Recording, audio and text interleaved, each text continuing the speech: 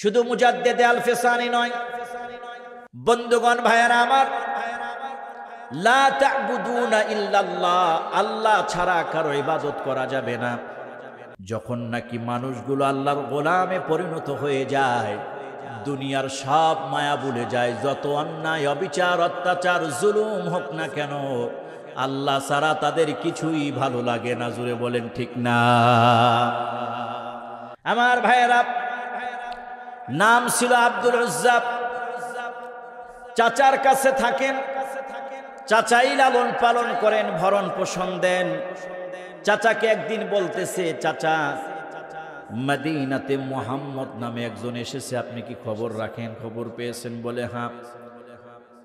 তার ব্যাপারে আপনার মন্তব্য কি? বলে শুনেছি তো, খুব ভালো কথা বলে, ভালো মানুষ। ভাতিজা মনে করলেন চাচা বুঝি ঈমান আনবে। বললেন, চাচা তাহলে চলেন একসাথে চাচা ভাতিজা দুইজনে গিয়ে ঈমান এনে মুসলমান হয়ে যায়। চাচা বললেন না, কশ্চিনকালেও না। ভাতিজা ঈমান এনে নিলেন। আমার নবীজিকে যদি কেউ মায়ার নজরও দেখত, আমার নবীকে আল্লাহ এমন ভাবে বানাইছেন, সাহাবীরা বলেন পেটের ক্ষুধা অবস্থায় যখন নবীজির কাছে গিয়ে বসতাম, নবীজির চেহারা মুবারক দেখলে পেটের ক্ষুধা নিবারণ হয়ে যায়। ঈমান এনে নিয়েছে। ভাবসাব দেখে চাচায় বুঝে গেছে যে ভাতিজা ঈমান আনছে। চাচা বললেন, এর পরিণাম কি জানো? বলে কি? খুব ভয়াবহ। যা দিয়েছি তোমাকে সব ফিরাইয়া দেব। ছাগল, ভেড়া, কাপড় চোপড়, সম্পদ সব নিয়ে গেছে। চাচা খুব ক্ষিপ্র হয়েছে, আমার সাথে থেকে আমার খাবার খেয়ে আমারও বাধ্য হওয়া। বের হয়ে যাচ্ছে, এমন সময় চাচা ডাক দিয়ে বললেন, তোমার পরনের পোশাক আমার পোশাকটাও দিয়ে যাও। পাঞ্জাবি, জুব্বা যা ছিল তা দিছে। মনে করছে লজ্জাস্থান যেটা দিয়া ঢাকা, এটা হয়তো চাচা চাইবে না। চাচা বলছে, না, এটাও দিয়ে দাও। ইসলাম এভাবে আসে না। আব্দুল উজ্জাকে বের করে দেয়া হলো। উলঙ্গ অবস্থায় মায়ের সামনে গিয়ে দাঁড়াইছে, কোন রকম হাত দিয়ে লজ্জাস্থান থেকে। মা এই অবস্থা দেখে বলল, বাবা তোমার এমন অবস্থা হলো কেমনে? সব ঘটনা বলল। আব্দুল উজ্জা বললেন, মা আমাকে কোন রকম একটা কাপড় দাও, যেন আমি আমার শরীর আর লজ্জাস্থান ঢেকে আমি আমার নবীজির কাছে পৌঁছে যেতে পারি। আব্দুল উজ্জা মায়ের দেওয়া কাপড় দুই টুকরো করে লজ্জাস্থান আর বুক ঢেকে নবীজির দরবারে গিয়ে হাজির হয়ে গেলেন। নবীজি দেখে বললেন, তোমার এমন অবস্থা কেন? আব্দুল উজ্জা বলে, ইয়া রাসূলুল্লাহ, আপনার প্রতি ঈমান আনার কারণে চাচা আমাকে সব কিছু থেকে বঞ্চিত করে দিয়েছে। নবীজির খুব দরদ লাগলো, মায়া লাগলো। নবীজি আব্দুল উজ্জাকে বললেন, আজ থেকে তোমার নাম আব্দুল উজ্জা নয়, আজ থেকে তোমার নাম আমি রেখে দিলাম আব্দুল্লাহ। আর আসহাবে সুফফাতে দিয়ে দিলেন, সেখানে থাকবা, সেখানে পড়বা। হাদিসের বর্ণনায় পাওয়া যায় আব্দুল উজ্জা কোরআন প্রেমিক, জোরে জোরে কোরআন পড়তেন। হযরত ওমর বলছে, ইয়া রাসূলুল্লাহ, আব্দুল্লাহর তিলাওয়াতে মাঝে মধ্যে আমাদের একটু ডিস্টার্ব হয়। নবীজি বলেন, ওমর আব্দুল্লাহকে বাধা দিও না, অনেক কষ্টের বিনিময়, অনেক মূল্য দিয়া ঈমান এনেছে, তাকে পড়তে দাও, তার পড়ার বিরুদ্ধে অভিযোগ এনো না। তাবুকের যুদ্ধ শুরু হয়ে গেল। যার যা আছে সবাই নিয়ে আসলো। লম্বা ঘটনা, আমি সেদিকে যাচ্ছি না। যার যা আছে সব নিয়ে আসলো। আব্দুল্লাহ গিয়ে বলল, ইয়া রাসূলুল্লাহ, আমার তো তেমন কিছু নাই, আপনি নিজেই জানেন, তবে আপনি দোয়া করে দেন, এই তাবুকের যুদ্ধের ময়দানে আব্দুল্লাহ যেন দিনের জন্য শাহাদাত বরণ করতে পারে। নবীজি দোয়া না করে বললেন, আব্দুল্লাহ গাছের একটা বাকল ছিঁড়ে এনে হাতে বেঁধে দিয়ে বললেন, আল্লাহ, আমি আমার আব্দুল্লাহর রক্ত কাফেরদের জন্য হারাম করে দিলাম। নবীজির এই কথা শুনে আব্দুল্লাহ বলল, ইয়া রাসূলুল্লাহ, চাইলাম শাহাদাত, আর আপনি কি দোয়া দিলেন?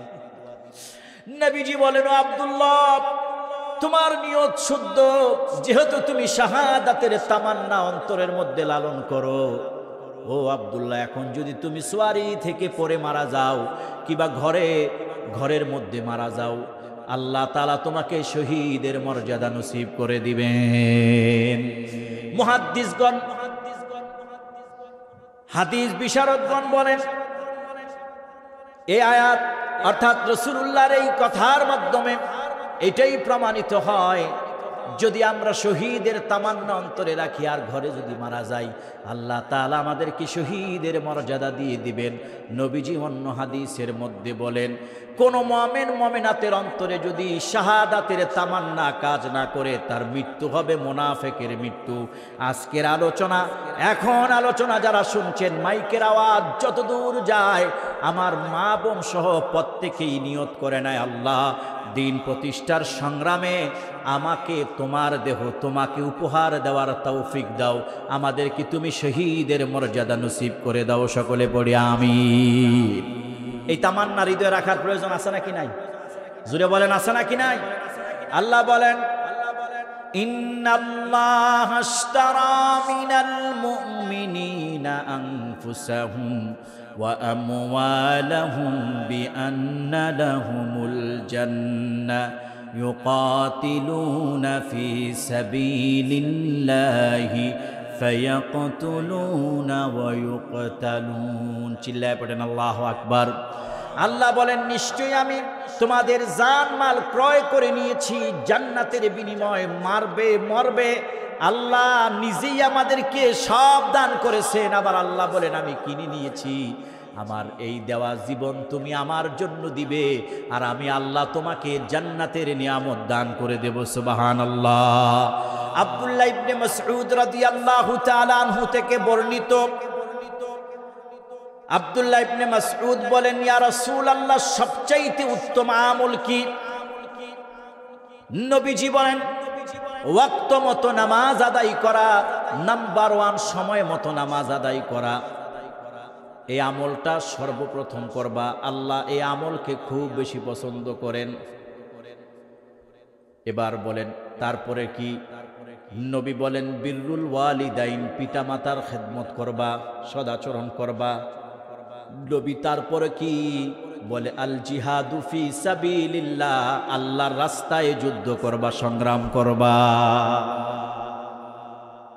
আমার বন্ধুগণ, এই কথাটা মনে রাখবেন, পরবর্তীতে বলবো। একটু লক্ষ্য করে দেখেন, এই ভারত যা শুরু করেছে, মুসলমানদের উপরে যে অন্যায় অবিচার শুরু করেছে, যোগীন্দ্র আদিত্যনাথ বলতেছে রাস্তার মধ্যে নামাজ দাঁড়াবে কেন? রাস্তা তো নামাজের জন্য না। ও মূর্খর দল, জানো না নবীজির হাদিস, পুরা দুনিয়াটা মুমিনের জন্য যায় নামাজ। ওয়াক্ত যেখানেই হবে, পবিত্র জায়গা, পবিত্র কাপড়, জামাত সেখানেই কায়েম হয়ে যাবে। কথা বলেন ঠিক কিনা? পুরা দুনিয়াটা আমাদের জন্য যায় নামাজ। আমার ভাইয়েরা, মসজিদকে ঢেকে দেওয়া হচ্ছে হোলি খেলবে বলে, মুসলমানদেরকে হোলি রং দিয়ে দেওয়া হচ্ছে জোর করে, মুসলমানকে পিটিয়ে হত্যা করা হচ্ছে। 2017 সনে ঝাড়খণ্ডে আমি একটি মাহফিলে অংশগ্রহণ করেছিলাম।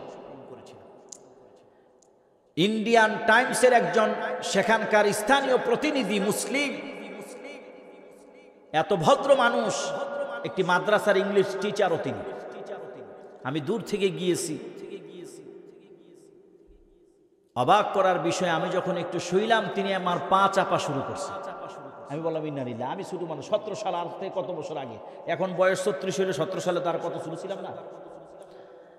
আমি বললাম, আপনি কাজ করবেন না। পরবর্তীতে কথার এক পর্যায়ে তিনি বললেন, আমি ইন্ডিয়ান টুডে না ইন্ডিয়ান টাইমস একটা আছে পত্রিকা, আমি সেটার স্থানীয় প্রতিনিধি, আর এই মাদ্রাসার যেটা মাহফিল এত বড় আয়োজন, আমি সেটার ইংলিশ টিচার। আমাকে বলল, হুজুর, আমরা জানি যে 20 কোটি মুসলমান আছে হিন্দুস্তানে, ইন্ডিয়াতে, কিন্তু তথ্য ভুল। এখন প্রায় হুজুর 28 কোটি থেকে 29 কোটি মুসলমান, কিন্তু তারা এটা চেপে রাখতেছে। সংখ্যা বাড়লেই যদি মুসলমানরা নিজেরা সংগঠিত হয়ে যায়, হিন্দুরা ভয় পেয়ে যায়। এভাবে করে মুসলমানদেরকে কিভাবে ধ্বংস করা যায় সেই খেলা মোদি এবং তার বিজেপি শুরু করছে। যদি তারা হিন্দুত্ববাদীকে প্রতিষ্ঠিত করতে গিয়া মুসলমানদেরকে ধ্বংস করে, তখন আমরা কি কলা খাওয়ার জন্য বসে থাকবো নাকি? তাহলে যদি লড়াইটা করতে হয়, এই লড়াইটার নাম হচ্ছে জিহাদ। কথা বলেন ঠিক কিনা? এই যে ফিলিস্তিনে যেভাবে মুসলমানের সন্তানদেরকে ঈদের দিন রমজান মাসে ছোট ছোট বাচ্চাদেরকে, নিরপরাধ বাচ্চাদেরকে হত্যা করা হচ্ছে, এইটা দেখে যেই মুসলমানের হৃদয় কাঁদে না, সে কখনো মুসলমান হতে পারে না। আমি বারবার বলেছি, আবারও বলছি, এই রাষ্ট্রের পক্ষ থেকে যদি সুযোগ থাকে, এই বাংলার জমিন থেকে লক্ষ কোটি মুসলমান ফিলিস্তিনের বুকে গিয়ে দাঁড়িয়ে যাবে, বাইতুল আকসার মুসলমানদেরকে হেফাজত করতে গিয়ে প্রয়োজনে বুক পেতে দেবে ইসরায়েলের রাষ্ট্রের সামনে। কথা বলে ঠিক কিনা? এই সন্ত্রাসীরা যেই কারবার করতেছে, হুতিদের জন্য দোয়া করি, যারা তাদের পাশে দাঁড়িয়েছে দোয়া করি। কম বেশি সবাই কাজ করতেছে, কেউ পর্দার আড়াল থেকে বিভিন্নভাবে কাজ করতেছে। এই কথাগুলো কেন বললাম জানেন? প্রত্যেক ধর্মের সমস্ত মানুষগুলো এক হয়ে গেছে মুসলমানদেরকে ধ্বংস করতে হবে। জুড়ে বলেন ঠিক না? জুড়ে বলেন ঠিক না? অথচ আমরা যদি সত্যিকার অর্থে আল্লাহর ইবাদত করতাম, তাহলে এই ইবাদতগুলো আমাদের করতে হবে। তো যে কথা বলছিলাম, দেখেন সাহাবীরা কত কষ্ট করে ঈমান এনেছে, আর আমরা তো জন্মলগ্ন থেকে ইসলাম পেয়েছি, বরঞ্চ নিজেরাই নিজেদের ইসলামকে বিভিন্নভাবে উপস্থাপন করতেছি। আব্দুল্লাহ বললেন, ইয়া রাসূলুল্লাহ, আমি চাইলাম শাহাদাত, আর আপনি কি দোয়া করে দিলেন? নবী বললেন, এখন যদি তুমি সোয়ারি থেকে পড়ে মারা যাও কিংবা অসুস্থ হয়ে ঘরে মারা যাও, আল্লাহ রাব্বুল আলামিন তোমাকে শহীদের মর্যাদা নসিব করে দিবেন। আব্দুল্লাহর হঠাৎ জ্বর এসে গেল, ইন্তেকাল হয়ে গেল। সাহাবীরা লাশ নিয়ে যায় কবরে, নবীজি নিজে নেমে গেলেন। লম্বা ঘটনা, আমি সেদিকে লম্বা করব না।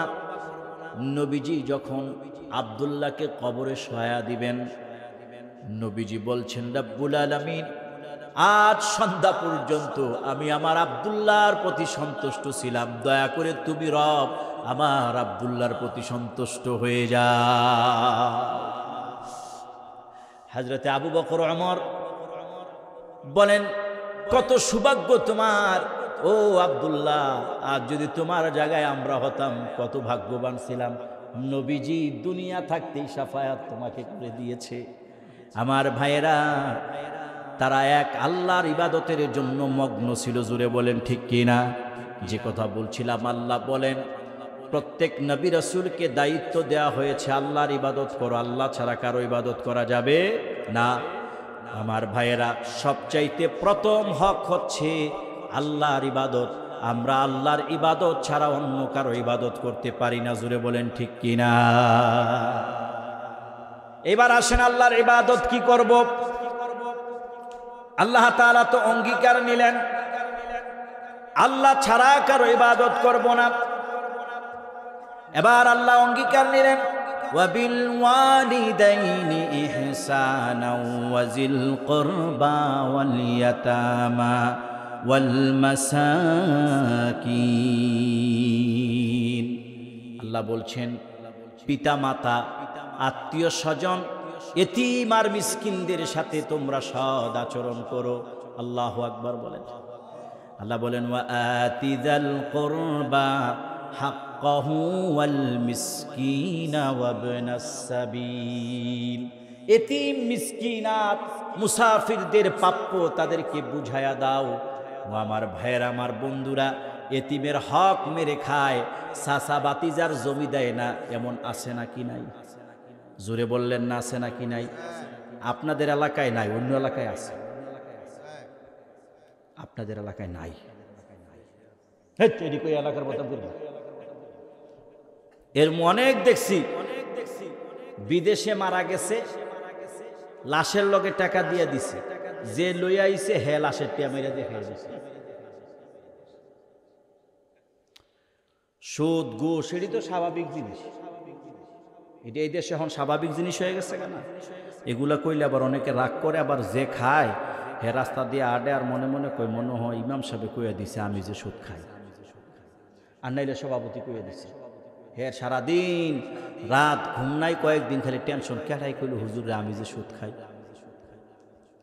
আসলে তো কেউই কয় নাই, আলোচনার মধ্যে আসছে, কথা বলে ঠিক না? আপনাদের অঞ্চলে এগুলা নাই। যাই হোক, আমি যেই কথাটা বলতেছিলাম আমি শেষ করে নিয়ে আসছি। আপনাদের কষ্ট হচ্ছে গরমের সময়, আমি মুনাজাত দিয়ে দেব। এখন কিন্তু আমার ওয়াজ শেষ, মানে কমিটি যেটা বলছে হুজুর 9টার মধ্যে বয়লাম, 10:30টার মধ্যে ওয়াজ শেষ। এখন গরিছাইয়া দেখি 10টা 20, দুরূদ শরীফ পড়ে মুনাজাত দিলেও তো 10-15 মিনিট শেষ। কি কথা কোন ঠিক না? কিন্তু আমার ওয়াজ যেটা ধরছি আয়াত, এখনো আমার 1.5 ঘন্টার ওয়াজ বাকি রয়ে গেছে। বলবো বলবো আলহামদুলিল্লাহ বলেন, আলহামদুলিল্লাহ বলেন। তবে এত নিতাম না, অন্তত পক্ষে 11টা পর্যন্ত আইসি যখন আনসিজনের মাহফিল, দেখেন না গলাটা কেমনে বাজদাছে, মাশাল্লাহ কোন। এটা কিন্তু ফাইলেন না হইলে সিজন হইলে, সিজনে তো প্রতিদিন 1-2টা, 4 মাস গলা বইয়া জায়গা। এখন টনটনা কি লাগে, ওই যে 1 মাস চুপচাপ ছিলাম, ঠান্ডা কমছে তাই না, এই জন্য গলাটাও টনটনা, মাইকটাও টনটনা। মাইক মেন কারা? মাইকটা খুব ভালো হয়েছে, আমি আবার ভালো খারাপ কইরা ফেস লেগে থাকে। অনেক বক্তা দেখবেন মাইক ফিরে ফিরে লেগে থাকে, আছে না? মাশাল্লাহ মাশাল্লাহ, আল্লাহ কবুল করুক, সকলে বলে না আমিন। অনেক আগে তখনও পড়ালেখা করি, সিএনজি দিয়া, অটো দিয়া, ভ্যান দিয়া, এরপরে আপনার মনে করেন যে ডাইরেক্ট গাড়ি, তারপরে মনে করেন যে কি কয় লোকাল গাড়ি দিয়ে আইটিয়া মাহফিল করি আর কি, ছাত্র। তো এই এক মাহফিল করতে গেছি পাবনা, কোন জায়গা? পাবনা সাতিয়া, বেড়া সাতিয়া। এই কোন রকম মাইক 5টা-6টা লাগাইছে,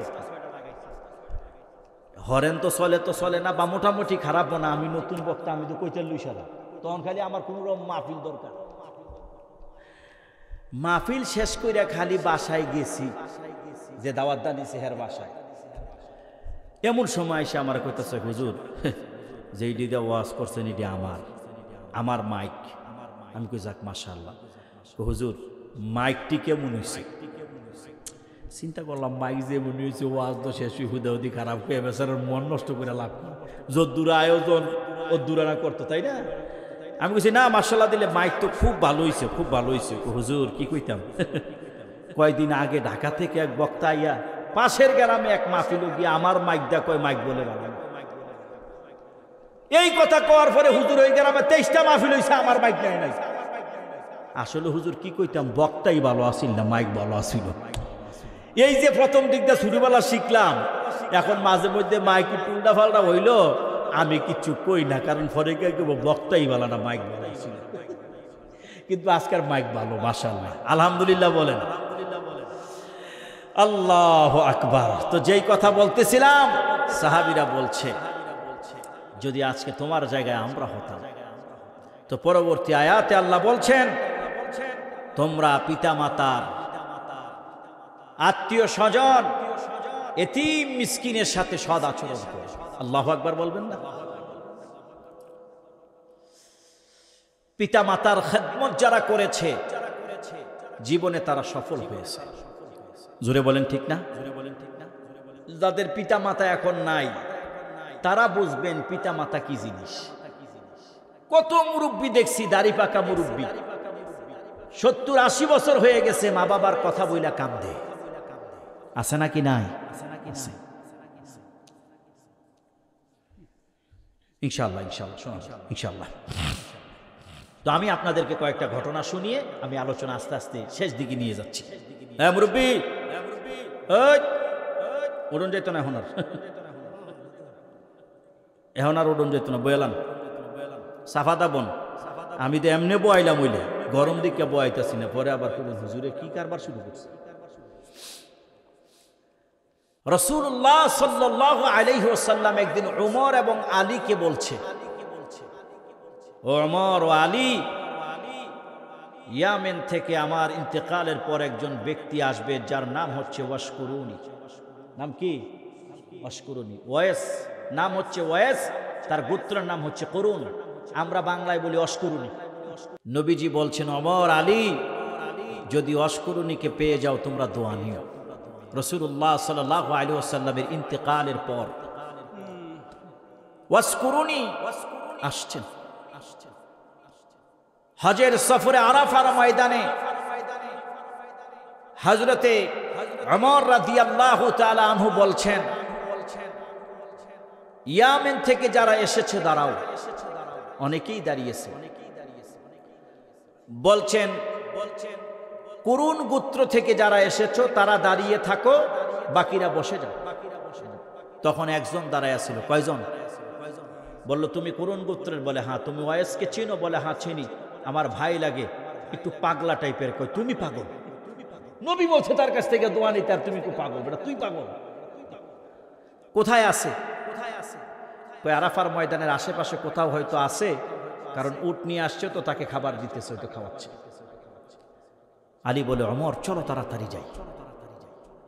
খুঁজে খুঁজে বের করেছে, খুঁজে খুঁজে বের করে নিয়েছে। দেখেন দূর থেকে পাশে উট খাবার খাচ্ছে, আর অস্করুনি দাঁড়ায় দাঁড়ায় নামাজ পড়তেছে।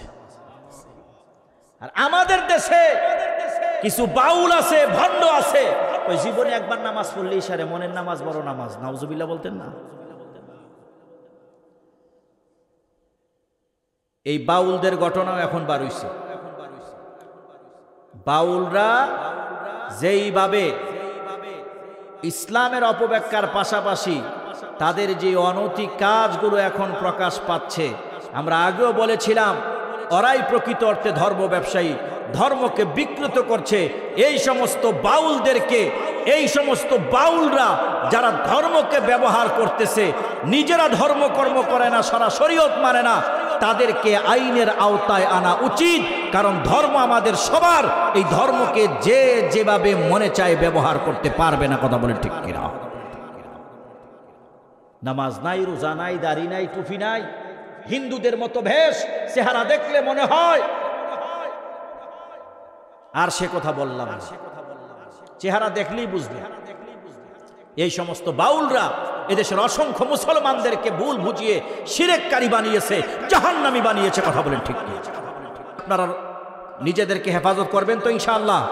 ইনশাআল্লাহ বলেন, জোরে বলেন ইনশাআল্লাহ। বলতেছে মনের নামাজ বড় নামাজ, মনের পর্দা বড় পর্দা।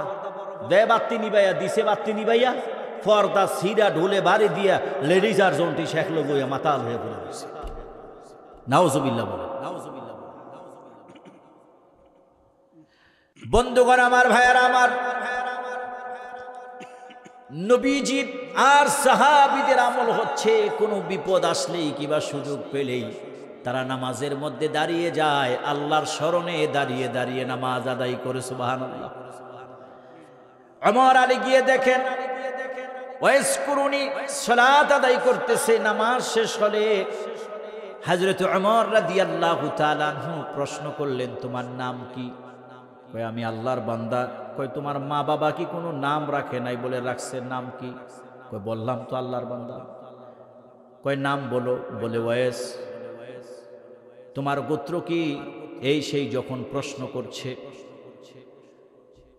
এক পর্যায়ে তিনি বললেন, ভাই এত জিজ্ঞাসা কেন? হযরত আলী বলেন, ভাই আমি আলী ইবনে আবি তালেব, আর তিনি আমিরুল মুমিনিন ওমর ইবনুল খাত্তাব। এবার ওয়াসকুরুনি কিছুটা ভীত সন্তুষ্ট হয়ে বলছে, ভাই আমি তো আপনাকে চিনতে পারি নাই, দয়া করে ক্ষমার দৃষ্টিতে দেখবেন। ওমর এই কথার দিকে কর্ণপাত না করে বললেন, হাত উঠা, আমার জন্য আর আলীর জন্য দোয়া করো। সুবহানাল্লাহ। ওয়াসকুরুনি বলছে, কেন আমি কিভাবে দোয়া করব? আপনি আমিরুল মুমিনিন, আপনি রাসূলকে দেখেছেন, আমি তো জীবন দশায় আমার নবীরে দেখতে পর্যন্ত পারি নাই। কি ইবাদত আছে? তাহাজ্জুদ। আল্লাহর নবী বললেন দোয়া নিও। নবী তাহাজ্জুদের, জিহাদের বলে বড় বড় আমল এমন কি আছে? আল্লাহর নবী বললেন মায়ের সন্তুষ্টি, মায়ের দোয়া ওয়াসকুরুনির পক্ষে আছে। সুবহানাল্লাহ। মায়ের দোয়া তার পক্ষে, সুযোগ পাইলে তার কাছ থেকে দোয়া নিও, দোয়া করো। ওমর বলছে দোয়া কর, হাত উঠাও, দোয়া করো। নবীজি বলছে, সুবহানাল্লাহ পড়বেন না? সুবহানাল্লাহ পড়বেন। এই ঘটনাটা খুব সুন্দর করে আপনারা যারা উলামা একরাম আছেন যদি শুনতে চান, মাওলানা তারেক জামিল রাহিমাহুল্লাহ খুব সুন্দর করে ঘটনাটা বয়ান করেছে। এমনও সময় আসবে হাসরের ময়দানে অস্কুরুনি আঙ্গুল দিয়ে ইশারা করবেন, যতটুকু আল্লাহ তাআলা ততটুকুকে জান্নাতে পাঠিয়ে দিবেন। কেন? আল্লাহ যেখানেই তার ইবাদতের কথা বলছেন পরক্ষণেই মা বাবার কথা বলছেন। ওয়া'বুদুল্লাহ ওয়ালা তুশরিকু বিহি শাইআ ওয়া বিল ওয়ালিদাইনি ইহসানা। আর আমি আল্লাহর ইবাদত করো, আমি আল্লাহর সাথে কাউকে অংশীদারিত্ব করিও না ইবাদতে। মা বাবার সাথে সৎ আচরণ করো, মা বাবার সাথে সৎ আচরণ করো। আল্লাহ তাআলা অন্য আয়াতে সূরা লুকমানের মধ্যে বলতেছেন আনিশকুরু লিল্লাহ, হ্যাঁ আল্লাহর শুকরিয়া আদায় করো, মা বাবার শুকরিয়া আদায় করো, না হয় আমার কাছেই প্রত্যাবর্তন। প্রত্যেককেই আল্লাহর কাছে যেতে হবে। কথা বলি ঠিক কিনা? আমার ভাইয়েরা, ছোট্ট একটা ঘটনা, মায়ের দোয়া কি জিনিস বলেই আমি সামনের দিকে অগ্রসর হচ্ছি। নবী সাল্লাল্লাহু আলাইহি সাল্লাম নিজে সাহাবীদেরকে শোনাইছেন এই হাদিস, এই ঘটনা। জুরাইজ নামের একজন ব্যক্তি ছিলেন, বুজুর্গ, আবেদ, আল্লাহর ইবাদত করতেন, সবসময় ইবাদতে মগ্ন থাকতেন। ছোট্ট একটা খানকা বানাইয়া সবসময় আল্লাহর ইবাদতে মগ্ন থাকতেন। কিন্তু দেখবেন ভালো মানুষদেরকে দুষ্ট লোকেরা পছন্দ করে না, কোনো না কোনো ভাবে তারে পেঁচাইতে চায়। জোরে বলেন ঠিক না? জোরে বলেন। ভালো মানুষকে কোনো না কোনো ভাবে পেঁচাইতে চায়।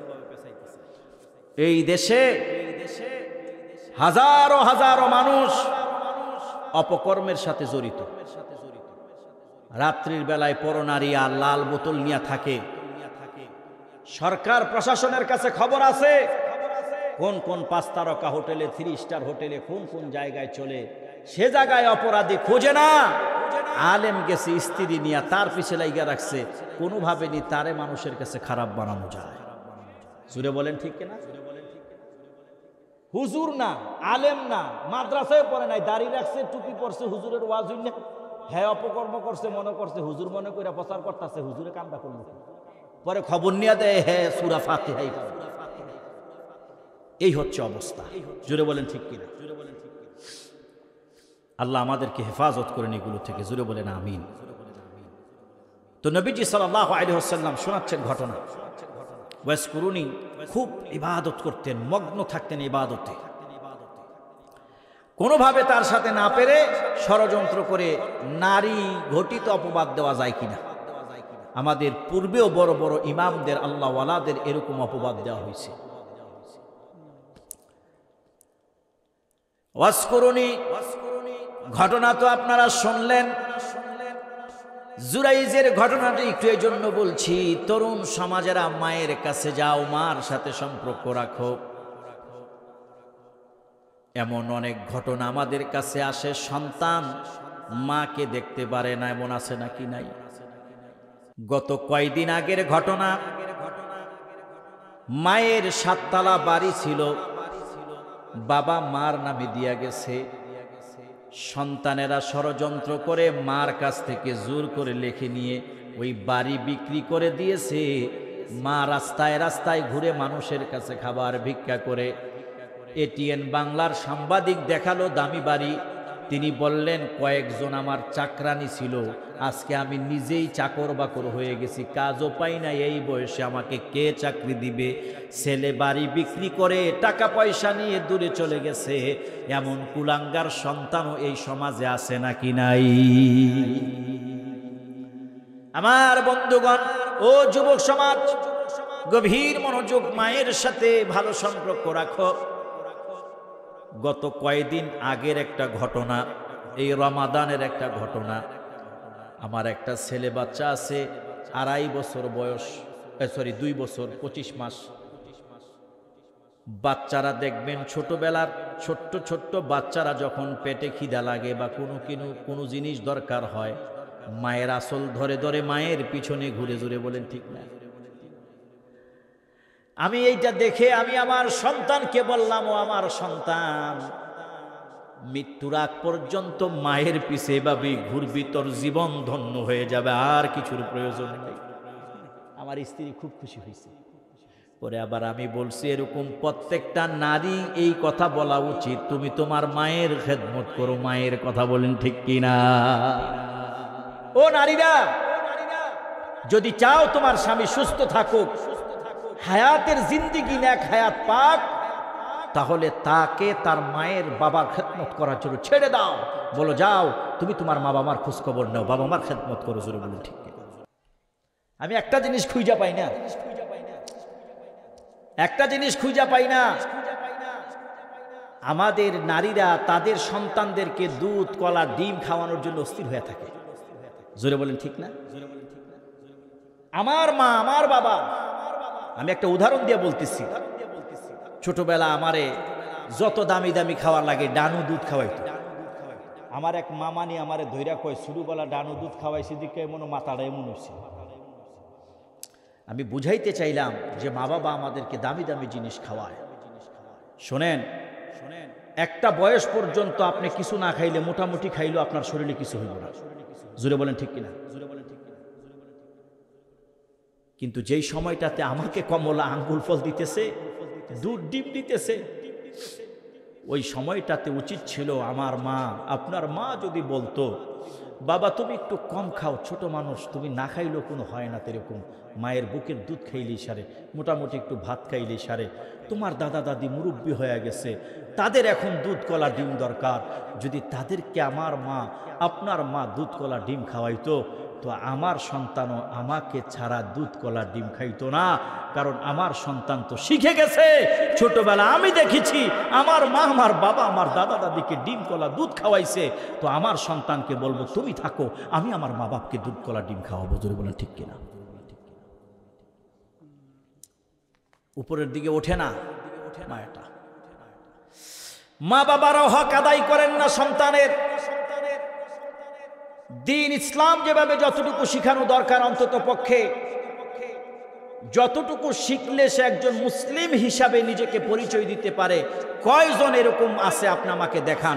যারা মাদ্রাসায় পড়ছে তারাই জানে কিভাবে ওযু করতে হয়, নামাজ পড়তে হয়।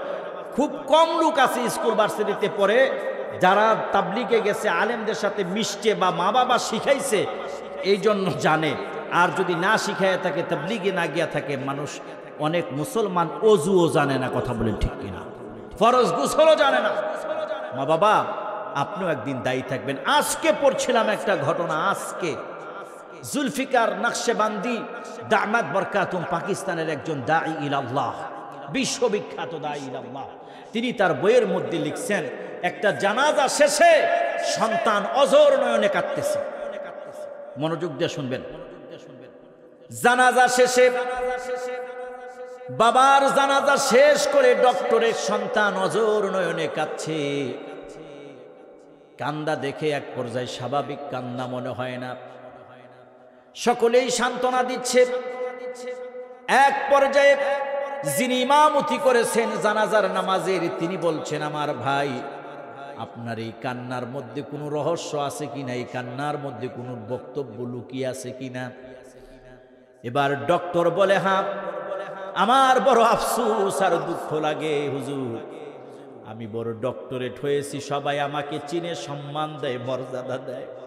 আফসোস আর বড় দুঃখের বিষয় হচ্ছে এই, আর বাবা যদি ছোট্টবেলা আমাকে একটু ধর্মকর্ম শিখাইতেন, আজকে আমি আমার বাবার জানাজা পড়াবো দূরের কথা, জানাজায় যেই দোয়াগুলো পড়া লাগে আমি এমনই সন্তান বাবার জানাজায় বাবার জানাজার দোয়াগুলো পর্যন্ত পড়তে পারি না।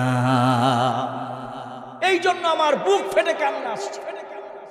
সন্তান তো রেখে যাচ্ছেন, আপনারও দায়িত্ব আছে। সন্তান যেন শুধু আপনারে মানে, সন্তান যেন শুধু আপনার কথাই বলে, বলার জন্য যেই শিক্ষা তাকে দেওয়া দরকার সেই শিক্ষা তো আপনি দেন নাই। জোরে বলেন ঠিক কিনা? বলছিলাম আমার ভাইয়েরা, জুরাইজ নামাজ আদায় করতেছে, মা এসেছেন, ডাক দিয়েছেন। জুরাইজ এবার চিন্তা করতেছে, নামাজ শেষ করব আগে নাকি মায়ের ডাকের জবাব দেব আগে। মা যখন ডাক দিবে সন্তান নামাজ ছেড়ে মায়ের ডাকের জবাব দিবে। নবীজি বলছেন, শোনো, আমার মা যদি বেঁচে থাকতে, শুনেন এই ঘটনা শোনার পরে আমার কলিজা কেঁপে উঠেছে। নবীজি বলেন, আমার মা যদি বেঁচে থাকতো আর আমি এশারের নামাজ আদায় করার জন্য নামাজে দাঁড়িয়ে গেলাম, এমন সময় আমার মা ডাক দিলেন মোহাম্মদ বলে, আমি নামাজ ছেড়ে দিয়ে বলতাম, জি মা বলেন, কি করা প্রয়োজন? আগে আমি আমার মায়ের কাজ শেষ করতাম, পরবর্তীতে আমি নামাজ আদায় করে নিতাম। জুরাইজ আবেদ বুঝতে পারে না, আলেম হলে বুঝতে। এই জন্য নবী বলছেন, আবেদের নামাজ সারা রাত বন্দিগি, আলেমের ঘুম। ওই আলেম ওই পরিমাণ, আমার মতো না, আমার মতো আলেম না, ওই রকম আলেমের ঘুম আর আবেদের ইবাদত। সুবহানাল্লাহ বলুন। লম্বা করলাম না, নামাজ ছাড়বে কিনা নাকি নামাজ ছেড়ে মার জবাব দেবে, এইভাবে করে মা না পেয়ে একদিন 2 দিন চলে গেলেন। মা কিছুটা কষ্ট পেলেন। হঠাৎ একদিন চারদিক দিয়ে মানুষগুলো এসে গেছে, হই হুল্লোড় করে ঘর ভেঙে ফেলতেছে। জুরাইজ বললেন, কি হয়েছে? বলে, কি হয়েছে মানে মিয়া তুমি ভাব ধরছো, বড় বুজুর্গ, এই যে মহিলার যে সন্তান, এই সন্তান নাকি তোমার। মহিলা বলতেছে, আসলে বুদ্ধি করে বানায় আনছে। জুরাইজ বলে, না, কখন আমি এই অপকর্ম করি নাই। কয় না, মহিলা বলতেছে। কারণ আমার ভাইয়েরা, একজন নারী বলতে পারবে তিনি যে সন্তান তার পেটে ধারণ করেছেন তার আসল প্রকৃত পিতাকে। জুড়ে বলেন ঠিক কিনা? এখন সে তো জানে যে এই মেয়ে আমি চিনি না, আমি এই মেয়ের আমার সন্তান হয়, এই মেয়ের গর্ভে আমার সন্তান থাকে কিভাবে। কইতে দেরি বলতে দেরি, পুরা ডেরা ভাইয়া ফেলছে। এক পর্যায়ে জুরাইজ বুঝে গেলেন যে আমার মায়ের অসন্তুষ্টির কারণ হইতে পারে। সঙ্গে সঙ্গে নামাজ ধরলেন, আবারও নামাজ, 2 রাকাত নামাজ পড়ে আল্লাহর কাছে বললেন, আল্লাহ এইবারের জন্য বাঁচাইয়া দাও। বুঝতে পারছি আমার মা আমার প্রতি বুঝে অসন্তুষ্ট হয়েছে, কিংবা কষ্ট পেয়েছে, ডেকেছে, পায় না। জুরাইজ বলছে, আমি বললাম এটা আমার সন্তান নয়, আর তুমি বলছো এটা আমার, তাহলে সমাধান কি? বলে, কি সমাধান? বলে, আমার কাছে সমাধান আছে। যদি এই বাচ্চাই বলে দেয় তার আসল পিতাকে, বিষয়টা কেমন হয়? বাটপারেরা মনে করছে বাচ্চা ছেলে মাত্র 2-2.5 মাস কিংবা 2-4 ঘন্টা, হে আবার কথা বল কেমন। কিন্তু আল্লাহ রাব্বুল আলামিন, পৃথিবীর ইতিহাস দেখা যায় 4টা শিশু বাচ্চা কথা বলেছেন আল্লাহর কুদরতে। বলেন সুবহানাল্লাহ। এক হচ্ছে ইউসুফ আলাইহিস সালাতু ওয়াস সালামকে যখন জুলেখা কাম বাসনার জন্য কামনা করলেন, ধরা খেয়ে গেলেন। এবার ইউসুফ আলাইহিস সালাতু ওয়াস সালামকে ফাঁসাই দিলেন। ইউসুফ আলাইহিস সালাতু ওয়াস সালাম বললেন, এটা আমি করি নাই। রাজা বলতেছে, সাক্ষী কি? বই ছোট্ট বাচ্চাটা, ছোট্ট একটা বাচ্চা ছিল কোলে। জুলেখা বললে, এটা কি কয়? ছোট্ট বাচ্চা কই, তার জিতে গেছি আমিও। কিন্তু যার জ্ঞান যতটুকু, কথা বলে ঠিক না? ইউসুফ আলাইহিস সালাতু ওয়াস সালামের সম্পর্ক ডাইরেক্ট কার সাথে? আল্লাহর সাথে। ইউসুফ আলাইহিস সালাতু ওয়াস সালাম বললেন, বাচ্চা বলো অপরাধী কে? বাচ্চার জবান খুলে গেছে। ছোট্ট বাচ্চা বলতেছে, যদি ইউসুফ আলাইহিস সালাতু ওয়াস সালামের জামা পিছন দিক থেকে ছিঁড়া থাকে তাহলে দায়ী হচ্ছে জুলেখা, আর সামনের দিক থেকে ছিঁড়া থাকলে দায়ী হচ্ছে ইউসুফ। এবার সাইয়া দেখে জামা পিছন দিকটা ছেঁড়া, তার মানে যখন তাকে কামনা করেছে, ইউসুফ আলাইহিস সালাতু ওয়াস সালাম দৌড় দিয়েছেন, আল্লাহ দরজাগুলো খুলে দিয়েছেন, পিছন থেকে জুলেখা টান্দা ধরতে গেছেন, জামা ছিঁড়া গেছে। আল্লাহু আকবার বলতেন না? এই গেল এক। নাম্বার 2, মারিয়াম আলাইহিস সালাতু ওয়াস সালামের গর্ভে ঈসা আলাইহিস সালাতু ওয়াস সালাম আসছে। আল্লাহর কুদরতে, আল্লাহর রহমতে, কথা বলেন ঠিক কিনা? সব মানুষগুলো ধরছে, এটা করলা কি? এলাকা থেকে বের করে দেব, এই সেই। মারিয়াম আলাইহিস সালাতু ওয়াস সালামকে আল্লাহ তাআলা বলছেন, তুমি বলবা যে আমি রোজা আছি, কোনো কথা নাই, যা বলার আমি আল্লাহ করতেছি। আল্লাহ রাব্বুল ইজ্জত ওয়াল জালাল হযরত ঈসা আলাইহিস সালাতু ওয়াস সালামের জবান খুলে দিয়েছেন। ছোট্ট বাচ্চা বলতেছে ক্বালা ইন্নী আব্দুল্লাহ আতানিয়াল কিতাব ওয়া জাআলানি নাবিয়্যা। চিল্লায়ে পড়েন আল্লাহু আকবার। লাঠিগুলো হাত থেকে পড়ে গেছে। এই দুই। নাম্বার 3, ফিরাউনের মেয়ের কাজ করত একজন বাদী। ফিরাউনের মেয়ের চুল আশ্রাতে গিয়ে চিরুনিটা পড়ে গেছে। তিনি উঠাবার সময় বিসমিল্লাহ বলে উঠিয়েছেন। ফিরাউনের মেয়ে বলতেছে, ফিরাউনের মেয়ের চুল আশ্রাইতেছিল। ফিরাউনের মেয়ে বলতেছে, তুমি কার নাম নিলা? তুমি কি আমার আব্বারে মানো না? বলে না, এটা তো খোদা না হুদা, আমি তো আমার স্রষ্টার ইবাদত করি। জোরে বলেন আল্লাহু আকবার। এবার মেয়ে গিয়া বলতেছে, বাবা কারবার ঘটে গেছে, তোমার ঘরেই তো তোমারে মানে না, গায়ে মানে না, মোরল কথা আছে না? জোরে বলে ঠিক না? কই কস কি? কয় হ্যাঁ। আমারে মানুষ না? কয় না, আমি তো এক আল্লাহর ইবাদত করি। তার শিশু বাচ্চা ছিল, তেলের মধ্যে ফেলাইয়া দিচ্ছে। তারপরেও তার কাছ থেকে স্বীকৃতি নিতে পারে নাই। আর আজকে আমাদের তেমন কোনো ব্যস্ততা নাই, তেমন কোনো জোর জবস্তি নাই। দলের জন্য, নেতার জন্য, নেত্রীর জন্য নবী আর আল্লাহরে ভুলে যাইতেছে। কথা বলে ঠিক কিনা? তেলে ফেলে দিয়েছে। মৃত্যুর সময় আল্লাহ তাআলা ওই বাচ্চার জবান খুলে দিছে। ওই বাচ্চা বলতেছে, মা তুমি সঠিক পথে আসো, তোমার পথে তুমি ঠিক থাকো, আল্লাহর কাছে চলে যাচ্ছি, দেখা হবে হাসরের ময়দানে। সুবহানাল্লাহ। এই 3 জন।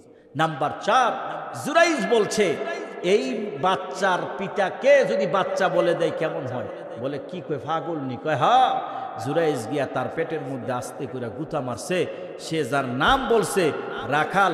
জুরাইজের এই ডেরার পাশেই এক রাখাল থাকে, সেই রাখাল বেচারারা শর্মে কইল, হারে কি হইল? লাঠি ছুটি হাত থেকে পড়ে গেছে। ও আমার ভাইয়েরা, মায়ের সাথে যদি সুন্দর সম্পর্ক থাকে, আমি পৃথিবীতে এরকম অনেক দেখেছি, মায়ের দোয়া আছে, কোনো না কোনোভাবে আল্লাহ তাআলা দুনিয়া আখিরাতে, দুনিয়াতে তাকে সম্মানিত করে দিয়েছে। এজন্য আল্লাহ তাআলা তার ইবাদতের পরেই মা বাবার কথা বলেছে। মা যার নাই, বাবা যার নাই, আগামীকাল ফজরের নামাজের পরেই মা বাবার কবরের পাশে দাঁড়ায়া যান, একটু কান্দেন, দোয়া করেন, মা বাবার রুহানি দোয়া যেন আপনার অন্তরে লেগে যায়। করবেন তো ইনশাআল্লাহ? মা বাবার জন্য দোয়া। মা বাবা বেঁচে আছে, একটু কদর করেন, মা বাবার জন্য খোঁজ খবর নেন, মা বাবাকে একটু কদর করেন, আল্লাহ তাআলা খুশি হয়ে যায়। আমার ভাইয়েরা, আত্মীয়তার বন্ধনকে ঠিক রাখতে হবে। রাখবেন তো ইনশাআল্লাহ? আত্মীয়দের খোঁজ খবর রাখবেন তো? কেমনে রাখবেন? ফুফুর সম্পদ মেরা দিয়ে বয়ে রয়েছেন, বোনের সম্পদ মেরা দিয়ে বয়ে রয়েছেন, মেয়ের সম্পদ দিতেছেন না, কে কইছে? যে যত বড় লোক হয় আত্মীয় স্বজন তত ভুলে যায়। এটা বড় খারাপ। আত্মীয়তাকে ভুলে যাবেন না। মিসকিনের সাথে খারাপ আচরণ করবেন না, এতিমকে ধাক্কা দিবেন না। এমন একটি কথা আছে, এতিমের মাথায় হাত বুলাইয়া দিলে আল্লাহ হায়াতের মধ্যে বরকত দিবেন। এতিমের মাথায় হাত বুলাইবেন, আল্লাহ আপনার হায়াতে বরকত দিয়ে দেয়। এতিমকে মহাব্বত করবেন। ওয়াকুলু লিন্নাসি হুসনা, মানুষের সাথে ভালো আচরণ করবেন। করবেন তো ইনশাআল্লাহ? নবীজি সাল্লাল্লাহু আলাইহি ওয়াসাল্লামের আচরণ দেখে মানুষ ঈমান এনে মুসলমান হয়ে গেছে। ওয়া আকিমুস সালাত, সালাত কায়েম করো, ওয়া আতাউজ যাকাত, যাকাত প্রদান করো। আমার ভাইয়েরা, আমার ওয়াজ আমি শেষ দিকে নিয়ে আসলাম। বলেছিলাম হযরতে আব্দুল্লাহ ইবনে মাসউদ রাদিয়াল্লাহু তাআলা আনহু নবীকে প্রশ্ন করেছেন, নবী সবচাইতে উত্তম আমল কি? নবীজি বলেছেন নামাজ সময় মতো আদায় করা। আমার ভাইয়েরা, আমরা মুসলমান, আল্লাহর সন্তুষ্টির জন্য 5 ওয়াক্ত নামাজ আদায় করতে হবে। রাজি আছি তো ইনশাআল্লাহ? রাজি আছেন তো ইনশাআল্লাহ? নামাজ আদায় করলে ভ্রাতৃত্বের বন্ধনে আবদ্ধ হওয়া যায়। মসজিদে গিয়ে যদি নামাজ আদায় করেন, একজন আরেকজনকে চিনা হয়, জানা হয়, মুরব্বীদের খোঁজ খবর রাখা হয়। জুড়ে বলেন ঠিক কিনা? আর যেমনি ভাবে মসজিদে গিয়া কাতার সোজা করে একত্রে নামাজ আদায় করি, যদি মসজিদ থেকে বের হয়ে সমাজেও কাঁধে কাঁধ মিলিয়ে কাজ করতে পারতাম, এই সমাজ পরিবর্তন হয়ে যেত। ভাইয়েরা আমার, বন্ধুরা আমার, নামাজ এমন এক ইবাদত, নামাজের মাধ্যমে ধনী গরিব, কে চেয়ারম্যান, কে মেম্বার, কে এমপি, কে মন্ত্রী, নামাজের মাধ্যমে আল্লাহ তাআলা এর ব্যবধানকে এক করে দিয়েছেন। মন্ত্রী আর সেক্রেটারি পিএস একসাথে নামাজে দাঁড়াইছে। মন্ত্রীর বাবার ক্ষমতা নাই, পিএসকে বলবে তোমার পা কেন আমার পায়ে লেগেছে, জুড়ে বলেন ঠিক কিনা। কবি বলেন একই হিসাবে মে খড়ে হো গয়ে মাহমুদ ও আয়াজ, একই হিসাবে মে खड़े हो गए महमूद व अयाज, न कोई बंदा रहा न कोई बंदा नवाज। बादशाह মাহমুদ আর চাকর আয়াজ একই কাতারে নামাজে দাঁড়িয়ে গেছে। বাদশাহ মাহমুদ এ কথা বলার অধিকার রাখে না, মাহমুদ এ কথা বলার অধিকার রাখে না, আয়াজ তোমার পা কেন আমার পায়ের সাথে লেগেছে। যখনই আল্লাহু আকবার বলে নামাজে দাঁড়িয়ে গেছে, বাদশাহ মাহমুদ আর বাদশাহ মাহমুদ নাই, চাকর আয়াজ আর চাকর আয়াজ নাই, দুইজনই আল্লাহর গোলামে পরিণত হয়ে গেছে। আল্লাহু আকবার বলেন, আল্লাহু আকবার। সজদা মে ক্যা মিলতা হ্যায়, সজদে মে ক্যা মিলতা হ্যায়, জরা সর ঝুকা কর দেখ লো, जरा सर झुका कर देख लो। কবি বলতেছেন সেজদার মধ্যে কি মিলবে, হালকা একটু মাথাটা নোয়ায়া দেখো না। সুবহানাল্লাহ বলবেন না? আরে মিয়ারা জুড়ে বলেন আল্লাহু আকবার। যখন যখন মুসা আলাইহিস সালাতু ওয়াস সালামের লাঠি ওই ফেরাউন এবং তার জাদুকরের সব সাপ খেয়ে ফেলছে, জাদুঘরেরা বুঝছে খাইছে মাবুদ এটা তো আসলে জাদুঘর না অন্য কিছু। এদের মধ্যে কেউ কেউ সেজদায় লুটে গেছেন, আল্লাহ তাআলা সেজদার মধ্যে তার জান্নাত দেখায়া দিছেন। এই জন্য তারা সেজদা থেকে উঠে অনেকে ঈমান আইনা মুসলমান হয়ে গেছে। ফেরাউন বলছে ফাঁসিতে ঝুলাইয়া দেবো, ওই যা মনে চাই তা করো, আমি ঈমান আনছি। এই জন্য কবি বলেন সেজদা মে কিয়া মিলতা হে যারা সর ঝুকা কর দেখলো, সেজদার দাও এমন ভাবে দেখবা কি মিলা যায়। এই জন্য সেজদাই তো আমরা দিতেছি না, ওমন সেজদা যদি দিতে পারি সত্যিই আল্লাহরে দেখতে পাবো। কথা বলেন ঠিক? ওই সেজদা তো দিতে পারতেছি না। এই জন্য আমার ভাইয়েরা আমরা মনোযোগ দিয়ে নামাজ আদায় করবো তো ইনশাআল্লাহ, পড়বো তো 5 ওয়াক্ত নামাজ পড়বো তো ইনশাআল্লাহ। আল্লাহ তুমি তৌফিক দান করো, আমিন। জাকাতের কথাও আসছে, এগুলো এখন লম্বা সময় আমি আর সেদিকে গেলাম না। এইবার আল্লাহ কি বলে একটু শুনেন। সুম্মা তাওয়াল্লাইতুম ইল্লা কালিলাম মিনকুম ওয়া আনতুম মুরিদুন। আল্লাহ বলেন অতঃপর তোমরা খুব কম লোকই কথাগুলো মেনেছো, অধিকাংশই পৃষ্ঠ প্রদর্শন করছো। আমি আল্লাহ অঙ্গীকার নিতে চাই, নিলাম যে তোমরা এই এই ইবাদত করবে। নাম্বার 1, আল্লাহ ছাড়া কারো ইবাদত করা যাবে না। রাজি আছেন তো ইনশাআল্লাহ? ইবাদত হবে কার? আল্লাহ। 5 ওয়াক্ত নামাজ পড়বো ইনশাআল্লাহ, সবাই বলে ইনশাআল্লাহ। আর নিজের মেয়ে কন্যা, নিজের পুত্রবধূ, নিজের সন্তানদেরকে নামাজ পড়ার ব্যাপারে বলবো। আপনি নিজে নামাজ পড়েন 5 ওয়াক্ত, আপনার ছেলের বয়স হয়েছে সে নামাজ পড়ে না, আপনি একটু বলেনও না যে নামাজটা পড়তে। এরকম অনেক মা আছে নাকি নাই? তুমি রহমান, তুমি মেহেরবান, তুমি রহমান, তুমি মেহেরবান। অন্ধ গাহে না শুধু তোমার গুণগান, বুঝে অবোঝে না তব শান।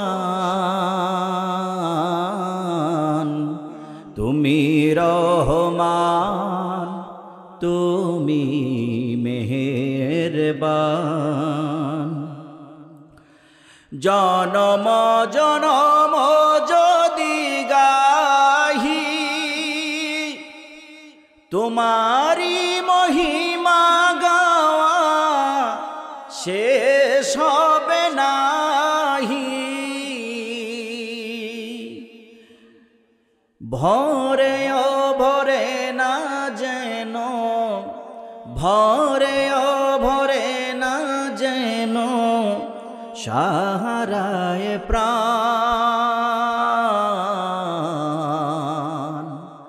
তুমি রহমান, তুমি মেহেরবান, তুমি রহমান, তুমি মেহেরবান। وَإِذْ أَخَذْنَا مِيثَاقَ بَنِي إِسْرَائِيلَ لَا تَعْبُدُونَ إِلَّا اللَّهَ। আর আমি বনি ইসরাইলের কাছ থেকে অঙ্গীকার নিলাম, নাম্বার 1, লা তা'বুদুনা ইল্লাল্লাহ, আল্লাহ ছাড়া কারো ইবাদত করা যাবে না। সুবহানাল্লাহ বলবেন না? আল্লাহ ছাড়া কারো ইবাদত করা যাবে না। বুঝতে হবে কথাগুলো। আজকে আমাদের দ্বন্দ্বটা কোথায়? এখনো দ্বন্দ্বটা কোথায়? আল্লাহ ছাড়া কারো ইবাদত চলবে না। পরবর্তীতে তাফসীরের মধ্যে আরেকটি আয়াত এনেছে। তাফসীরবিদ লিখেন, ওয়ামা আরসালনাকা ক্বাবলাকা মির রাসূলিন ইল্লা নূহি ইলাইহি আন্নাহু লা ইলাহা ইল্লা আনা ফা'বুদুন। ওয়ামা আরসালনা মিন ক্বাবলিকা মির রাসূলিন ইল্লা নূহি ইলাইহি আন্নাহু লা ইলাহা ইল্লা আনা ফা'বুদুন। আল্লাহ বলছেন, আমি তোমার পূর্বে যত নবী রাসূল পাঠিয়েছি, একজনকেও এমন পাঠাই নাই যার কাছে এই ওহী নাজিল করা হয়নি, আল্লাহ ছাড়া কোনো মাবুদ নেই, অতঃপর তোমরা আল্লাহর ইবাদত করো। সুবহানাল্লাহ বলবেন না? এমন একজন নবী রাসূলও পাঠাই নাই যাদেরকে বলি নাই, যাদের কাছে ওহী করি নাই যে তোমরা আল্লাহ ছাড়া কোনো ইলাহ নেই, অতএব তোমরা আল্লাহর ইবাদত করো। বলেন তো ইবাদত হবে কার? আল্লাহ। প্রশ্ন জাগতে পারে, হুজুর বনি ইসরাইলের ঘটনা আমাদেরকে শোনাচ্ছেন? তাফসীরবিদ বলেন,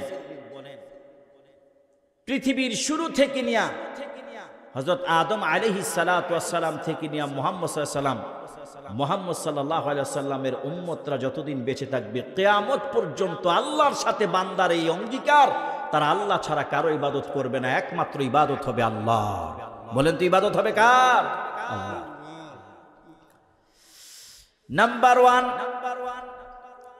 ইবাদত হবে আল্লাহর। প্রত্যেক নবী রাসূল আল্লাহর পক্ষে দাওয়াত দিয়েছেন, দ্বীনের পক্ষে দাওয়াত দিয়েছেন।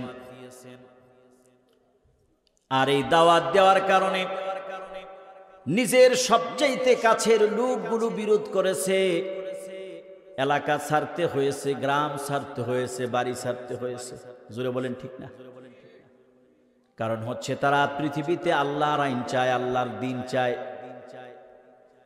হযরত মুহাম্মদুর রাসূলুল্লাহ সাল্লাল্লাহু আলাইহি ওয়াসাল্লামের আচরণে, কথাবার্তায়, চলনে বলনে প্রত্যেকেই তার প্রতি সন্তুষ্ট ছিল।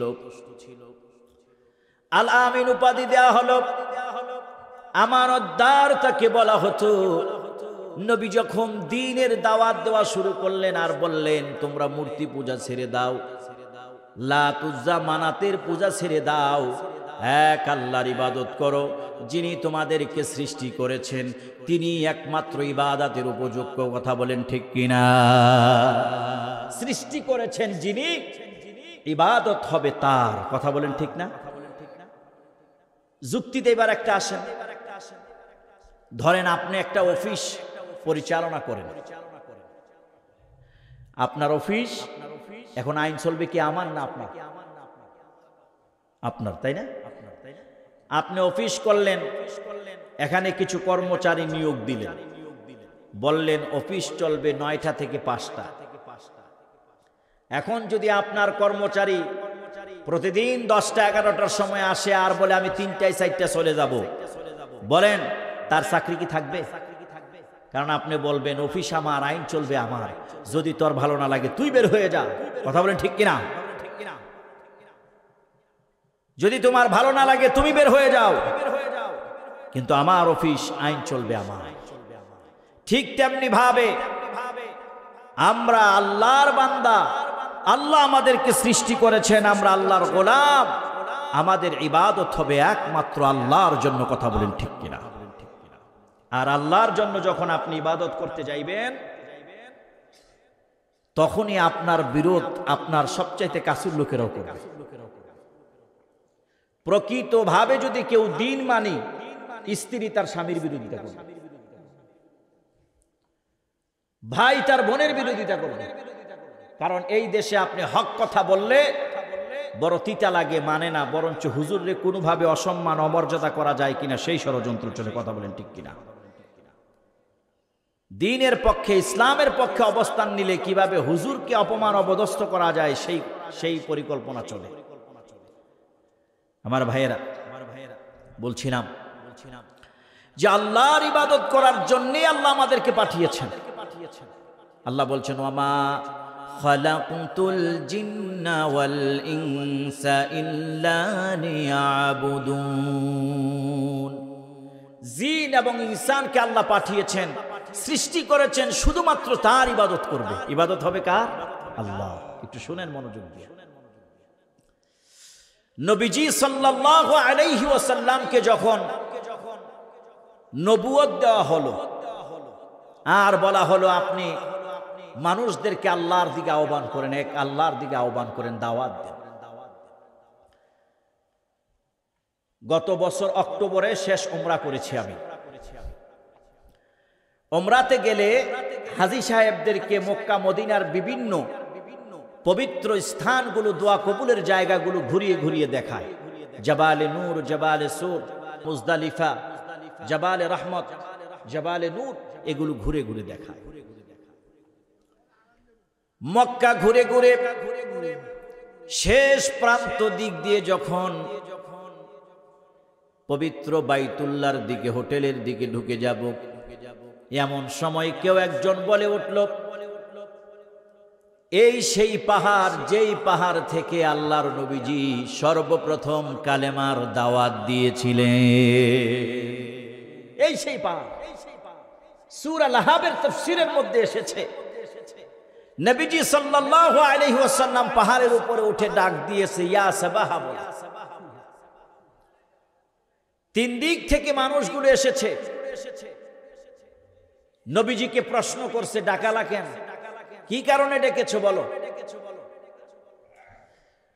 নবীজি বললেন, আমি কি কোনোদিন তোমাদের সাথে মিথ্যা কথা কিংবা এমন অনর্থক কোনো কথা বলেছে? বলে না।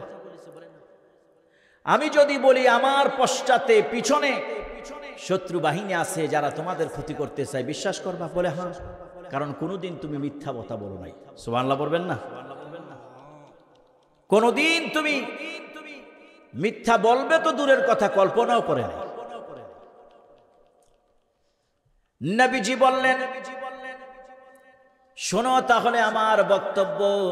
সেখানে চাচা আবু লাহাব ছিলেন, আর সবচাইতে বেশি বিরোধিতা করেছেন নিজের চাচা আবু লাহাব। দেখবেন আপনার সবচাইতে দুশ্মনী করবে আপনার সবচাইতে কাছের লোক, যারা আপনি সব দিয়া কলিজা দিয়া করেছেন। এই লোকগুলো সামনে বলে এক কথা, পিছনে বলে আরেক কথা। সামনে দেখলে বলে, আরে রাত দিন 24 ঘন্টা আপনার কথা মনে হয়, আপনার জন্য আমার পরাণ পরে, আপনি আমার পীর, আপনি আমার হুজুর গুরু। যখনই আপনি চলে গেলেন, চায়ের দোকানে বসে বসে আর বলে, ওইলে কি এই ভুল, হেই ভুল, এমুক তমুক, কত রকমের ভুল আর গীবত করতেছে। এগুলো যে গীবত হয়, গীবত মনে করে না। জোরে বলেন ঠিক কিনা? গীবত যে হয় তাও মনে করে না। আল্লাহ তাআলা আমাকে আরব আমিরাতের 5টা স্টেট ঘুরে দেখার সুযোগ করে দিয়েছেন। আল্লাহ তাআলা 7 বার আমাকে মক্কাতুল মুকাররমা, মদিনাতুল মুনাওয়ারার মেহমান করেছেন। আমি একটা উদাহরণ দেওয়ার জন্য বলছি, আমাকে প্রকাশ করার জন্য না, আল্লাহ সাক্ষী। সৌদি আরবেরও বেশ কয়েকটা অঙ্গরাজ্য কিংবা জেলা, স্টেট বলেন, আমি ঘুরেছি। জিজান পর্যন্ত গিয়েছি, রিয়াদ গিয়েছি, জেদ্দা, তায়েফ, এগুলোতে এমনি যাওয়া হয়, মক্কা মদিনা। আমি যেই জিনিসটা অবলোকন করেছি, আরবে যেই গুনাহ নাই আর বাংলাদেশে যেই গুনার অভাব নাই। দেখেন, আমি অনেক টাকা খরচ করে ঘুরে ঘুরে বিশ্লেষণ করে ওয়াজ বের করে আনছি। ভাই এটা লাগবে না, থাক, শুকরিয়া, বসে। মাইল কি মাইল গাড়ি দিয়ে চলেছি। আমার আফসোস, আমি দেখলাম না বড়পশিয়া, না বড়পশিয়া চায়ের দোকানে যে একসাথে 15 জন মিলে চা খাচ্ছে, আর একজন আরেকজন বলতেছে, কয় না ডক্টর ইউনূস কি ফেল মারবো? কয় না, মনে হয় জিততে যাইবো গা। ওই দিন ময়মনসিংহে মাহফিলে যাইতেছিলাম, এক দোকানে বিরতি দিছি মাগরিবের পর। এক ব্যক্তি এমন ভাবে কথা বলতেছে, মনে হয় ডক্টর ইউনূসের কার্যালয় থেকে পলাই আইছে, হের কথায় ডক্টর ইউনূস উঠে আর বসে। এমন আছে নাকি নাই আমাদের দেশে? কিন্তু আমার আফসোস থেকে যাবে, আরবের এত মাইল কি মাইল আমি ঘুরলাম, কোথাও দেখলাম না গাজীপুরের বড়পশিয়ায় যে চার দোকানে বইয়া 5 জন একলগে চা খায় আর ফাঁকনা ফাঁকনা কথা কয়। আরবে দেখলাম না কেউ 5 জন একলগে বইয়া চা খাইতেছে, ফান খাইতেছে, সময় কাটাইতেছে। তো একলগে বসলেই তো গীবত হবে, কথা বলেন ঠিক না? গীবত ওই জায়গায় নাই, যার যার কাজ নিয়ে ব্যস্ত। আর আমরা হচ্ছি এমন, আপনার কাজ নিয়ে আমি ব্যস্ত। হ্যাঁ, এইভাবে কেন অনুষ্ঠানটা করলো, কি লেগে দাওয়াতরা আপনার আগে দিল না সভাপতি সাহেব? আপনি এলাকার মুরব্বী, তার ফুট মুসলমানি করাইছে, আপনার দাওয়াতরা আগে না দিল? কথা বলেন ঠিক কিনা? জম্মের খাওয়া খাইছে, জিজ্ঞাসা খাওয়ানটা কেমন হয়েছে? কই লবণটা বেশি হয়েছে, শুকর নাই। কথা বলেন ঠিক কিনা? এই হচ্ছে আমাদের অবস্থা। তো যেই কথা বলছিলাম, আরবে দেখলাম মানুষ তার কাজে ব্যস্ত, গীবত শেখায়েত কখন করবে। আর আমরা অবসরপ্রাপ্ত সেনা সদস্যের মতো অবসরপ্রাপ্ত, মানে অবসর নিছি, এখন খালি আরেকজনের গীবত করার লাগে। এগুলো আমাদের ছাড়তে হবে। গীবত শেখায়েত রাখবেন, আবার মসজিদের প্রথম কাতারে গিয়া দাঁড়াইয়া মুসল্লি আপনি, কোনো লাভ হবে কতটুকু হবে আমার জানা নাই, তবে নামাজের হক হয়তো আদায় হবে। বাকি আপনি পূর্ণপান মুসলমান হওয়ার জন্য যা দরকার, আপনি তার সবচেয়ে ক্ষতিটা বেশি করতেছেন। কথা বলেন ঠিক কিনা? যে কথা বলছিলাম ভাইয়ারা আমার, রহমতের নবী পাহাড়ের চূড়ায় উঠে গেলেন আর লোকদেরকে ডাক দিলেন। চাচা খুব ব্যঙ্গ করে বলছে, কেন ডাকিয়েছো বলো, কি বলবা?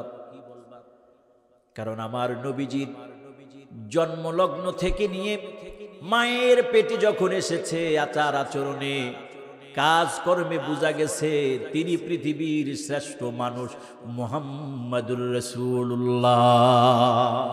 আল্লাহু আকবার, আল্লাহু আকবার। চলনে বলনে কথাবার্তায় ভদ্রতায় মুগ্ধ হয়ে গেছে মানুষ।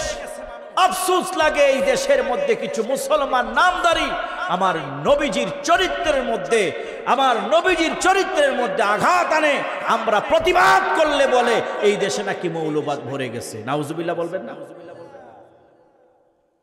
আমাদের প্রতিবাদ থাকতে হবে। এই দেশ যখন ভারতবর্ষ ছিল, তখনও এই দেশে মসজিদ ছিল, মাদ্রাসা ছিল, আজান ছিল। কথা বলেন ঠিক কিনা? যখন পাকিস্তান, পূর্ব পাকিস্তান, তখনও এই দেশে আজান ছিল, আলেম ওলামা ছিল, মসজিদ মাদ্রাসা ছিল, ধর্ম কর্ম ছিল, ওয়াজ মাহফিল নসিহত ছিল। কথা বলেন ঠিক কিনা? এখন নতুন দেশ স্বাধীন হবার পরে যদি আপনারা বলেন আমরা এই দেশকে স্বাধীন করেছি, মৌলবাদী রাষ্ট্র হবে বলে, খবরদার। এদেশের মুসলমান আর যুব সমাজ এখন সতর্ক, সাবধান। প্রত্যেকের হাতেই একটা CNN, BBC আছে। কথা বলেন ঠিক কিনা? সাবধান। আগে আমাকে প্রায়োরিটি দিতে হবে ইসলাম। এই কথাগুলি শুনে আমরা মানুষের ঈমান হেফাজতের কথা বলছি, মানুষের আমল হেফাজতের কথা বলছি। যদি ঈমান না থাকে, আমল না থাকে, এই দুনিয়ায় আল্লাহ যে উদ্দেশ্যে পাঠিয়েছেন সে উদ্দেশ্য যদি হাসিল না করি, আর ফিরে আসার কোনো সুযোগ নাই। কবরের মধ্যে আযাবের মধ্যে পতিত হইতে হবে, হাসর মিজান সব ফুলসেরাত হবে। আরে কত বড় বড় নেতাদের সাথে ওঠা বসা আছে আমাদের, আরে কত বড় বড় নেতাদের ওঠা বসা আছে আমার সাথে, কম বেশি আলেম ওলামার সাথে। গত কয়েকদিন আগেও কথা বলতেছিলাম, যিনি সরাসরি তারেক রহমানকে কি কাজ চলতেছে না চলতেছে সব প্রতিদিন পাঠানো লাগে। তিনি বলতেছেন এই রাজনীতি দিয়ে কি হবে? রমজানে ভালো করে তারাবি পড়তে পারি নাই, রোজা ইবাদত যতটুকু করা লাগে করতে পারি নাই। আমি খুশি হয়ে বললাম এতটুকু অনুভূতি যে আপনার জাগ্রত হয়েছে, এই জন্য আপনাকে ধন্যবাদ। আল্লাহু আকবার বলেন, আল্লাহু আকবার। এই অনুভূতি কেন জাগ্রত হলো? এই দেশে আলেম সমাজের ইসলামের দাওয়াত রয়েছে বলেই কথা বলেন, ঠিক কিনা? তো যেই কথা বলছিলাম, নবীজি সাল্লাল্লাহু আলাইহি ওয়াসাল্লাম প্রত্যেককে একত্রিত করে একটি আয়াত পড়লেন। নবী বলেন, ইয়া আইয়ুহান নাসু কুলু লা ইলাহা ইল্লাল্লাহু তুফলিহুন। সুবহানাল্লাহ পড়েন। নবী বলেন, ও মানুষ সকল, যদি তোমরা সফল হতে চাও, যদি তোমরা কামিয়াব হতে চাও, তাহলে পড়ে নাও লা ইলাহা ইল্লাল্লাহ, লা ইলাহা ইল্লাল্লাহ মুহাম্মাদুর রাসূলুল্লাহ সাল্লাল্লাহু আলাইহি ওয়াসাল্লাম। পড়ে নাও লা ইলাহা ইল্লাল্লাহ। সমস্ত মানুষগুলো একত্রিত বলে উঠলো, তুমি কি পাগল হয়ে গেছো? ভাইয়ের আমার, মানুষের ফিতরত হচ্ছে কারো না কারো গোলামি করা, কারো না কারো কাছে মাথা নোয়া দেওয়া। ফিতরাতাল্লাহি ফাতারান নাস আলাইহা লা তাবদীলা লিখালকিল্লাহ। মানুষের ফিতরত নেচার হচ্ছে যে হয়তো মূর্তির দিকে ঝুঁকে যায়, নাইলে এই দেশে তো পীর পূজা মাজার পূজার অভাব নাই। জোরে বলেন ঠিক না? কি বলবো, এই দেশে আমরা দাড়ি টুপি আর মাদ্রাসায় পড়ে হুজুর হয়ে সবচেয়ে বড় অপরাধ করেছি মনে হচ্ছে। মনের দুঃখে বলছি, দাড়ি টুপি রেখে হুজুর হয়ে এদেশে সবচেয়ে বড় ভুল করে ফেলেছি। এই দেশে 5ই আগস্টের পরে পট পরিবর্তন হয়েছে, কিছু মাজারের উপরে হামলা হয়েছে। আপনারা পান নাই? মোবাইলের যুগ, অনলাইনের যুগ, দেখাতে পারবেন আপনার সমাজের যিনি ইমাম, আপনি যাকে চিনেন, মূলধারার ব্যক্তি, কেউ উস্কিয়ে দিয়েছে কিবা মাজার ভেঙতে বলেছে, দেখাইতে পারবেন? ময়মনসিংহের একটা খবর যেরকম আছে, ওই এলাকার স্থানীয় জনগণ মাজার নামে যেই ভণ্ডামি শুরু করেছে, কোন আল্লাহওয়ালা বুজুর্গদের না কবর না, তবে আল্লাহওয়ালা বুজুর্গদের কবর যেইভাবে সাজায়া সেরা উরুস মোবারক করবেন, সেটাও ইসলাম অ্যাকসেপ্ট করে না। কথা বলেন ঠিক কিনা? এগুলো ইমানকে ধ্বংস করে। দেখলে কিন্তু দিলে মায়া লাগে, এই মায়াই আপনাকে শিরকের মধ্যে নিয়ে যাবে। খবর নিয়ে দেখলাম ওই এলাকার স্থানীয় জনগণ তাদের উপরে ক্ষিপ্র হয়ে এখানে তারা গাঞ্জা ইয়াবার আড্ডা জমায়, নারী পুরুষ একত্রতে নাচে। এই কারণে এলাকার যুব সমাজ, আপনার সন্তান আপনার নাতি ধ্বংস হয়ে যাচ্ছে দেখে খুবই আপনি সহ্য করতে না পারে ইসলামের নামে ভণ্ডামি করছে বলে এগুলোকে কেউ কেউ আঘাত করেছে, আর এর দায় আমাদের উপরে, আলেম সমাজের উপরে চাপাইয়া দিচ্ছে। কথা বলে ঠিক কিনা? এরকম হচ্ছে। কিন্তু শিরকের আখড়া, যারা বড় বড় বুজুর্গ আল্লাহওয়ালা আছে, যেই মাজারগুলো গড়ে গেছে, উঠে গেছে, এগুলো থাকুক, রাষ্ট্র সংরক্ষণ করেন। কিন্তু ওই জায়গায় গিয়ে যদি কোনো মুসলমান শাহজালাল শাহপরান রহমতুল্লাহ আলাইহির মাজারে গিয়ে দেখেন মাথা ঝুঁকায়া দিছে, আর্মি আর পুলিশ সেখানে দিয়ে দেন, একবারই মারবে পাছার মধ্যে। এত বড় সাহস! আল্লাহর সৃষ্টি, তুমি কারে মাথা ঝুঁকাইয়া দাও? একমাত্র আল্লাহর কাছে মাথা ঝুঁকাবা। কথা বলেন ঠিক কিনা? তাহলে কি আমরা আল্লাহর ওলিদের বিরুদ্ধে গেলাম, নাকি আল্লাহর ওলিরা যেটা চেয়েছেন সেইটা বাস্তবায়ন করলাম? শাহজালাল শাহপরান রহমতুল্লাহ আলাই এদেশের মানুষদেরকে দিন শিখাইছে, আল্লাহমুখী করেছে। কথা বলেন ঠিক কিনা? এই ভারতবর্ষে আমাদের উপরে কম জুলুম হয় নাই। আজকেও পড়তেছিলাম মুজাদ্দেদ আল ফেসানি রহমতুল্লাহ আলাই, যখন বাদশাহ আকবর দ্বীন এলাহি চালু করেছেন, শিরক আর বেদাত দিয়ে নিজে ধর্ম তৈরি করেছেন আর বলেছেন এই ধর্ম মানো। তার ছেলে জাহাঙ্গীরকে দিয়ে তাজিমি সেজদার নামে বাদশাকে সেজদা দেওয়ার ব্যাপারে ফতুয়া চাইলেন। মুজাদ্দেদ আল-ফিসানি রাহিমাহুল্লাহ বলেছেন, ইসলামে তাজিমি সেজদা, ভক্তি সেজদা বলতে কোনো সেজদা নাই, একমাত্র এই মাথা নত হবে শুধুমাত্র আল্লাহর দরবারে, যিনি আমাকে আপনাকে সৃষ্টি করেছে। কথা বলেন ঠিক কিনা? এই ফতুয়া দেওয়ার কারণে মুজাদ্দেদ আল-ফিসানিকে জেলে নিয়েছে, জুলুম করেছে, প্রহার করেছে, খারাপ সময় গিয়েছে, অন্যায় অবিচার অত্যাচার করা হয়েছে। তারপরেও তারা আল্লাহর যেই বিধান সেই বিধান থেকে সরে আসে নাই। এক সময় আল্লাহ রাব্বুল ইজ্জত ওয়াল জালাল দ্বীনে ইলাহিকে ধ্বংস করে দিলেন। আল্লাহওয়ালা বুজুর্গদের, ইসলাম ও মুসলমান কোরআন সুন্নাহর ভিত্তিতে যারা চলতে চায় তাদের বিজয় হলো। যারা তাকে মেরেছিল, বিরোধিতা করেছিল, তারাই পরবর্তীতে এসে ভুল স্বীকার করে ক্ষমা চেয়ে কোরআন সুন্নাহর ভিত্তিতে জীবন গঠন করেছে। আল্লাহু আকবার, আল্লাহু আকবার।